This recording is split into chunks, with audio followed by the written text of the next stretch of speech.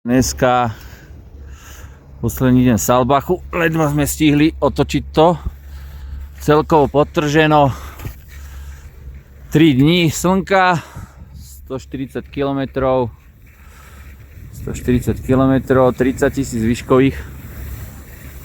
A poslední vlastne 3 rezorty, Kitzsteinhorn, Ladovec, Selamsee, Schmittenhehe a posledný deň Saalbach. Saalbach je najväčší, 250 km jazdoviek. Cena 208 € za ski pass, čiže vychádza to nejakých 1,5 €, 1,4 za kilometr lyžovania.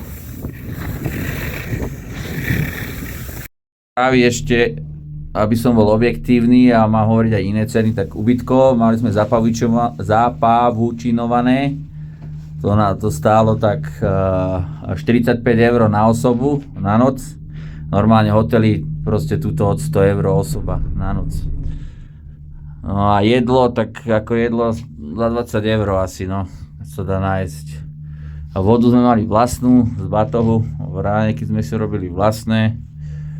Takže keď si to človek vypočíta, už to není pre každého. Nenadarmo sa na Šturskom plese otvárala zjazdovka na Porsche a bar Moet Chandon, takže buď máš na to, alebo nelyžuj, buď doma, takže tak to asi bude. No pozrite sa, kde som. Takto zapadá slnečko nad Leogangom, to v lete nemáte. Lete sa končí o 4. A treba sem ísť, lebo to je spojené. Môžete aj s Lenkou. Je to spojené Selamsee, Kaprun aj Leogang sú teraz jedno stredisko. A mŕtev jazdové, tak neviem, či to vy už viete. Skoro 208 € som platil za ski pass trojdenný.